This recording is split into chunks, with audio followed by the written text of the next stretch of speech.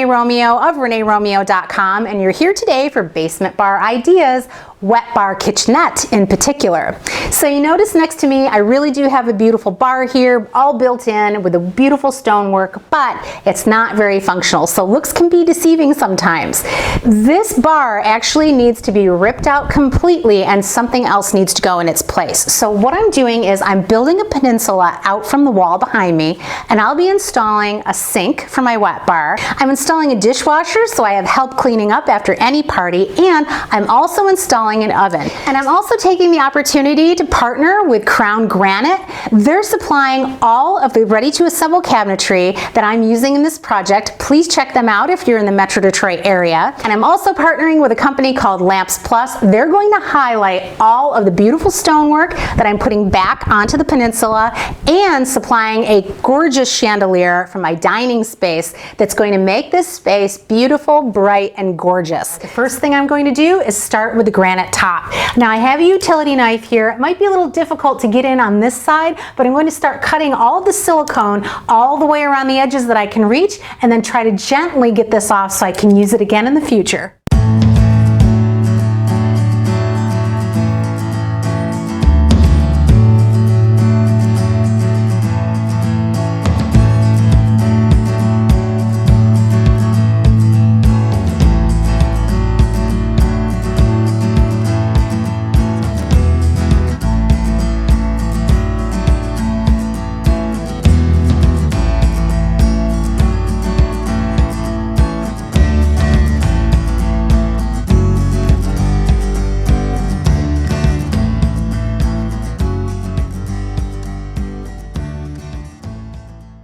So the most important aspect of this entire wet bar kitchenette makeover is really making sure that I addressed the flooring properly. Now you can see here I've added about 3 feet of flooring, and I had just enough tile left over from the previous owners, thank goodness, to get me exactly where I wanted to be in the new location. Now, if I didn't have that, I could have either chipped up the entire floor, which would be a tremendous job, or I could have laid a floating floor over the top of it as long as I filled in the space that was vacant. So now that I have the new location of the toe kick for the very front of the cabinets, let's go ahead and start building our ready-to-assemble cabinetry.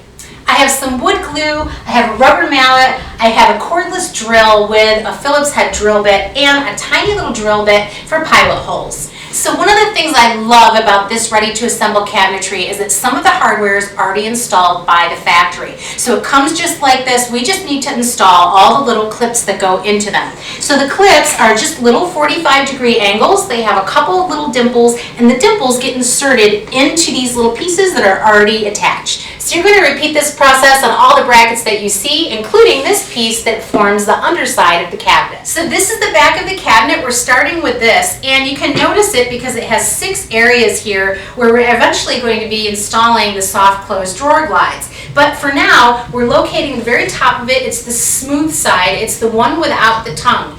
And so now you can see here there's a little tongue on either side and the bottom that are going to actually slide directly into these little grooves on the back of the cabinet. So once I get this lined up with the very top of the cabinet, everything is nice and smooth along this plane.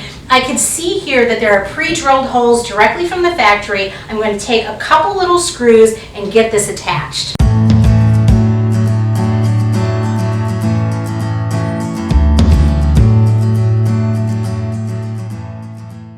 Now I have 4 screws on each one of these brackets, so I need to make sure that I have 5 all together. I'm getting ready to install this toe kick. So the toe kick actually has a couple little cutouts here, so it looks just like this, and then I can screw in from the back side with the brackets that we already installed.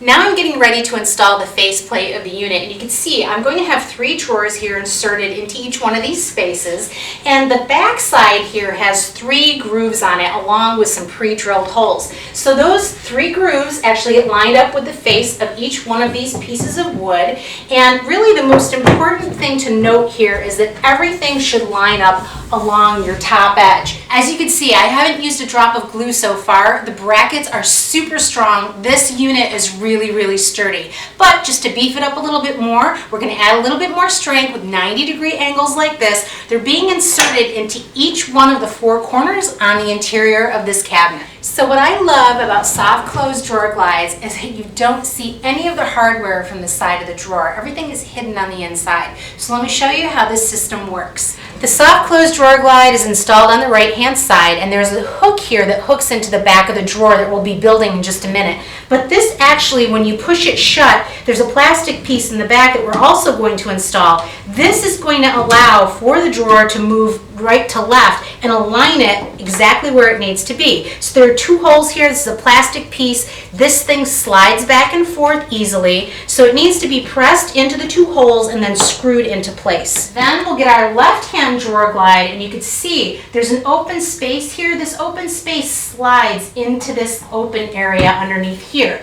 So in between the two pieces of plastic, it goes, getting aligned this way, and then we're going to push it over until the front of the piece actually lines up with the side of the face, and we're just going to pull this forward till it lines up with the front face, just like this. Now let's build some drawers. There are only 4 parts to building a drawer: a bottom piece, 3 sides, and a front. All I have is a rubber mallet and some wood glue to complete the process, and I love building drawers. So I'm just going to lay a bead of glue into each little ridge. So each side here has a ridge. It accommodates this drawer base. So the drawer base actually has a finished side and an unfinished side. So this is just going to be placed right in that groove. Then I can go ahead and put another tiny bead of glue along this ridge on the side.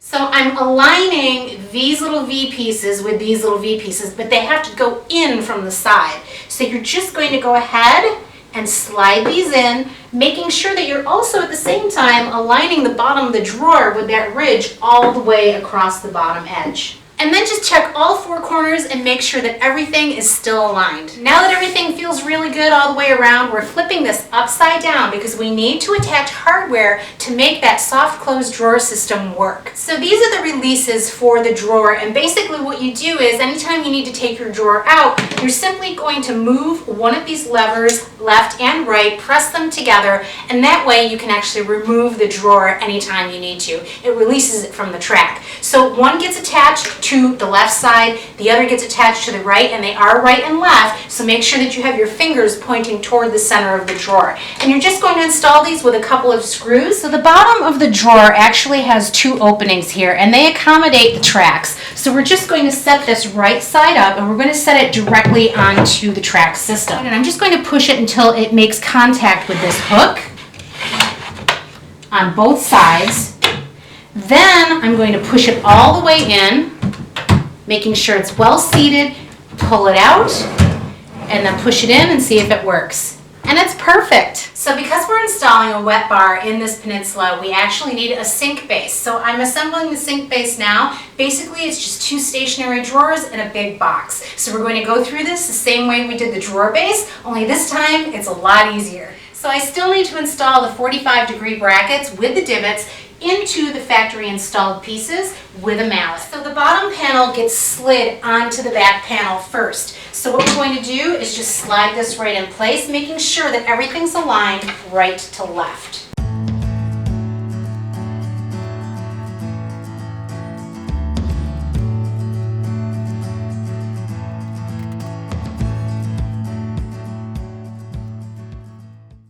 Getting ready to install the face frame, and the drawer fronts were actually installed at the factory, so these are non-operational, and I'll show you exactly how it's done.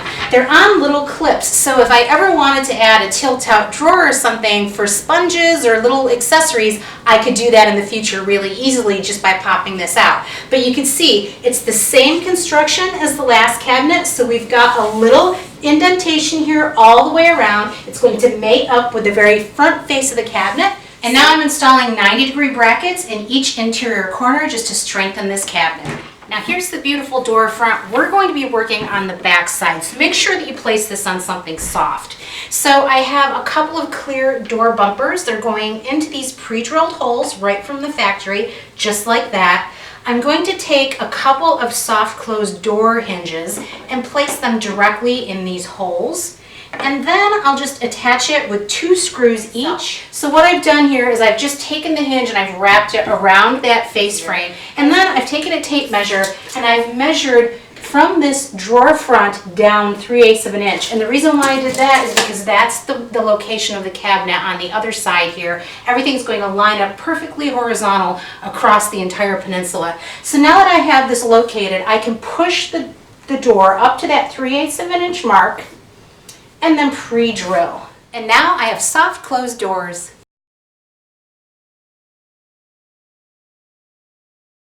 So I wanted to show you the area behind the tub that we're working on. This area has already been cut out. This is the manifold that controls the hot and cold temperature water. We're cutting into the hot water line and cutting into the cold water line, and we're going to go ahead and replace it not with copper but with this tubing. This tubing is 1/2-inch tubing and it's really flexible, so it's really easy to move around corners. So this is a fitting called a shark bite fitting. This fitting is actually a press fit, so it's going to be inserted into the copper tubing like this, and then we can have it go up where it came from, back down where it needs to go, and then this little T can take care of it going around the tub and down and through the cabinet. This is the new extension for the drain. This is going off to the sink to the right. So here's the overflow for the tub coming out of the back of the tub. The drain is down below. Hopefully you can see that on camera. And the way that this worked before is the overflow actually had a lever on it.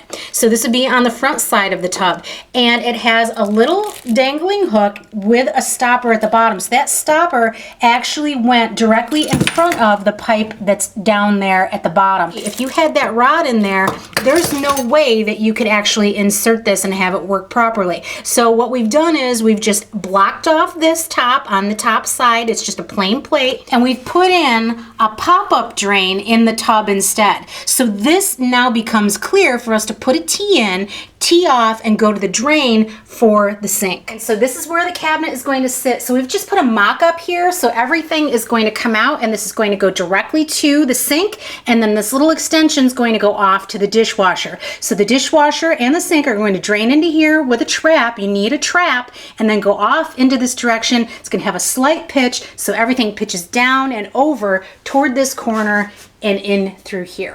So here's the shark bite that's being inserted into this line. The way that this is measured is I'm making a line here, this is lining up with this indentation, and then there's a line here lining up with this indentation. So you need to have this piece removed in order to get the shark bite to go into this space.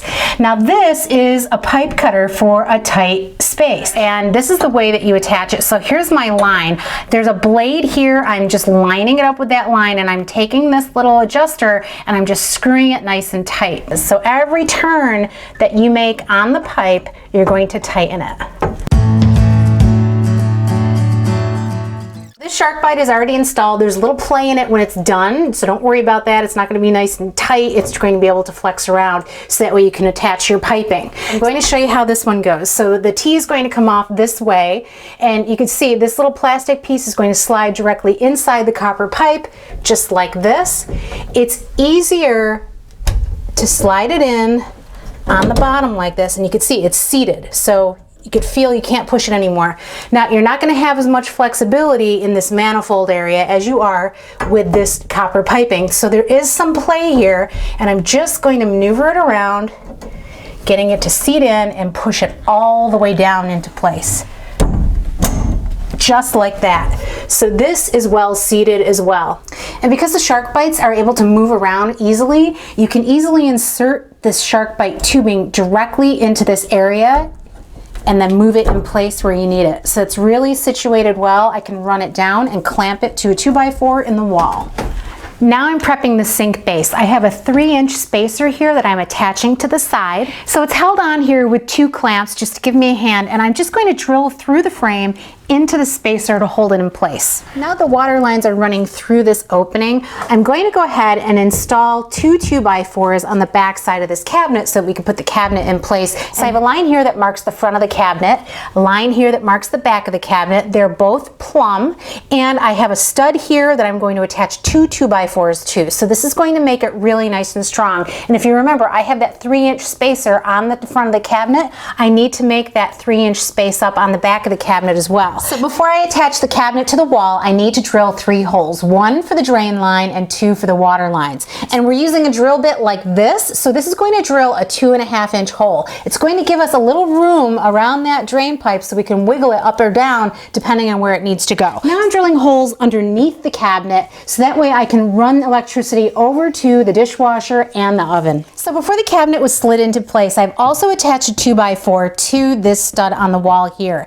It's going to give me a screwing point through the face of this cabinet. Now I have a screw because a screw is going to hold on a lot better. I could touch this up after, and the countertop is going to overhang it anyway. I think it's more secure to do it this way. I also have 2 screws along that back 2x4 inside the cabinet, top and bottom. All of the nuts are tightened on the drain at this point, and you can see here they're hand tightened. You don't need a special tool. They come in sections. So this is really easy for you to configure this together. You might take a little time at the store to do this, but once you get it together, they all hand tighten. It's really easy. And you can see that the cold water line and the hot water line are already run and clamped to the back of the cabinet. Now this is also done with shark bites. So this is a shark bite T, that's a shark bite elbow, and another shark bite elbow. Now these 2 are optional. They're for the sink, and I've put in a couple of shutoffs here. So the shutoffs are actually just safety features in case you have issues in this area. You can actually shut off the water to your sink and work on that separately from turning off the entire water to the house.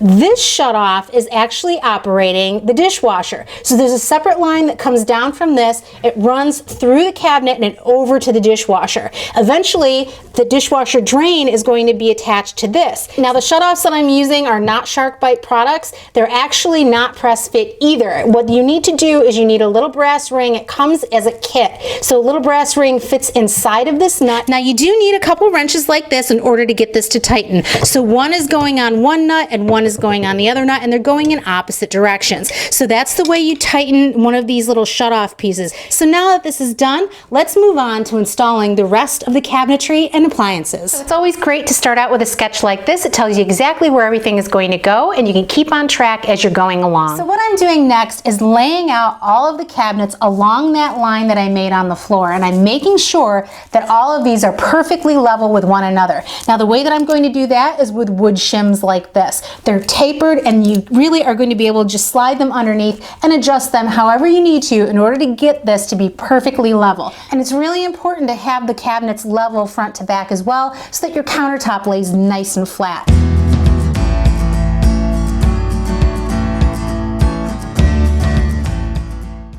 The face frame is built out of 1x3 material like this that I've cut down into 3 pieces. So I have 7/8 on this side, 7/8 on that side, and 2 inches running along the top. That's all we need as a face frame for this oven. The smaller pieces are drilled directly into the cabinets on either side, but this top piece, you can see I've got a little airspace here, and I've got angle brackets on the back just to hold everything nice and flush along the front.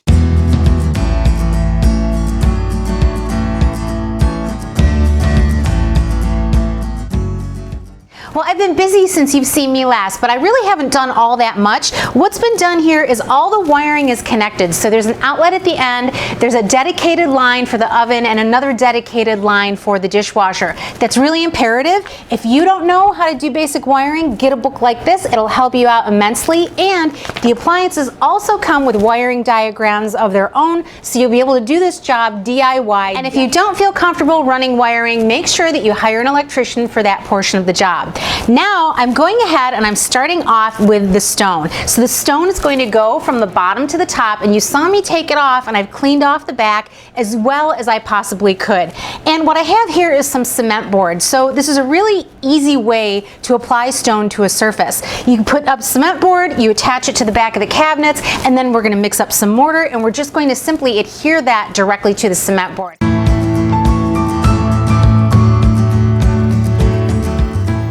So now I have this offloaded, and you can see here the mixture, it's like a real thick peanut butter, and you could actually roll it in a ball if you needed to. So I'm just using a notch trowel. So the notch trowel is 3/8 of an inch, and I'm just going to peanut butter each one of these.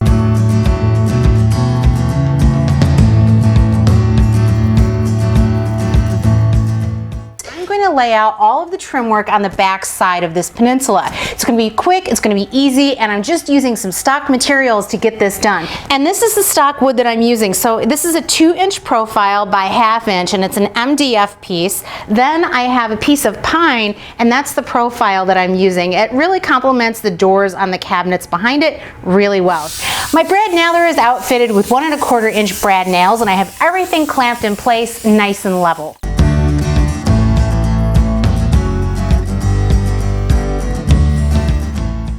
So this is what the trim looks like when it's all installed. If you wanted to, you could leave this just the way it is. If you had shaker cabinets, it would be a perfect look for that. But my cabinets are a little bit more traditional. So what I'm doing here is I'm making sure that I'm measuring in 1/4 of an inch all the way around the entire perimeter.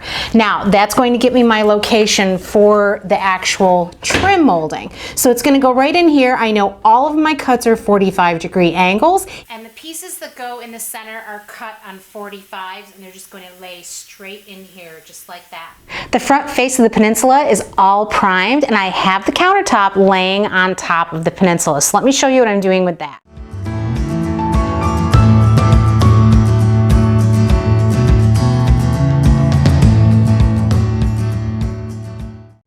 Now that the sink area is cut and everything fits perfectly, I'm getting ready to cut the poplar trim that's going around the 3 sides of the peninsula. It's going to be fast and easy, just 45-degree angles in the corners and straight cuts along the end.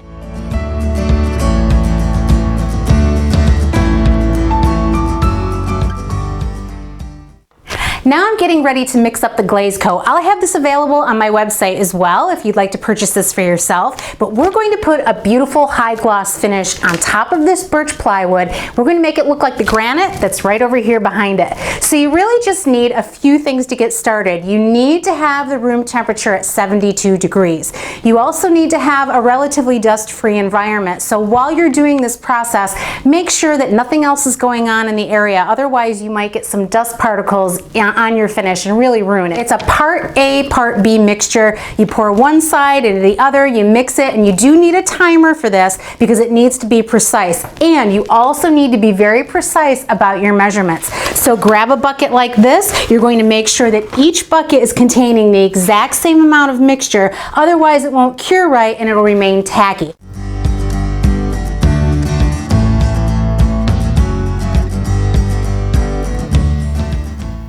The resin is self-leveling really well. All the bubbles are gone, and I've scraped off all the edges underneath the countertop so that there aren't any visible drips. What I need to do at this point is let it sit for 4 to 5 hours. With a large project like this, you need 2 coats. So we're going to perform this all over again in 4 to 5 hours. Now I'm getting ready to install the faucet. So I have a rubber gasket underneath the faucet that's going to sit directly on top of the countertop. Then there's this other washer. It does not thread, so it's just going to sit underneath the countertop. From underneath, you're going to thread it through the 2 hot and cold water lines. And then another washer goes underneath that, and then everything gets tightened down with this nut. So this is threaded, and it's just going to be hand tightened in place. Now I'm getting ready to connect the water lines. So these are labeled. I have a hot and a cold, so red and blue, and I'm matching them up to the shutoffs that we installed earlier. So the shutoffs have nubs that are actually threaded. So one's here, and I'm just going to take the nut here, hand tighten them as far as I can go, and then finish the job with a crescent wrench just like this.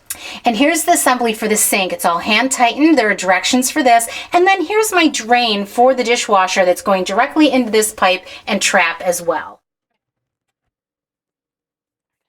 And I'm installing L brackets underneath the countertops to keep the countertop from moving around. I literally have saved the best for last, and I'm installing all of the dramatic light fixtures from Lamps Plus. So what I have here are the same light strips that I installed in my liquor bottle storage video as a part of this series. This time it's going underneath the countertop. It's going to shine directly on this beautiful woodwork and stonework and really make it come to life. This light fixture is remote control activated. There are many different modes depending on your mood. And all you really need here is to have these two fixtures talk to one another. So this sensor needs to be visible. And I've just simply drilled a hole through the cabinet. There's an adapter on the inside along with an outlet for a plug. This LED light strip has got to be the easiest light fixture to install ever. All you need to do is peel off the adhesive backing and stick it to the underside of the cabinet. This light strip is 16 feet long, and I'm going to trim it with a pair of scissors to the length that I need. The kit also comes with rubber hangers like this. I'm just going to attach these at even intervals throughout the entire length of the lighting strip. And sweeping over from the bar is my dining table with this gorgeous new chandelier hanging above it.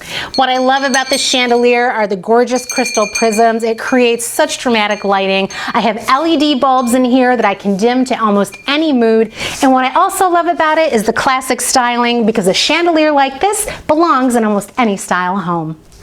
I hope you've enjoyed watching this series on basement bar ideas. Wet Bar Kitchenette is complete, and I hope you've enjoyed the journey from start to finish. Special thanks going out to Lamps Plus for all of the gorgeous lighting fixtures used throughout this space, and Crown Granite. Now, Crown Granite has beautiful ready-to-assemble cabinetry in my style and other styles as well. Many of them are in stock, so I hope you'll check them out if you're in the Metro Detroit area. This is Renee Romeo of ReneeRomeo.com. If you enjoyed watching this series, please share it with your friends and family. I would so appreciate it. And also visit my website for more DIY projects just like this that you can follow along with and get some great tutorial advice. And as always, please like, follow, and subscribe. Thanks so much for watching.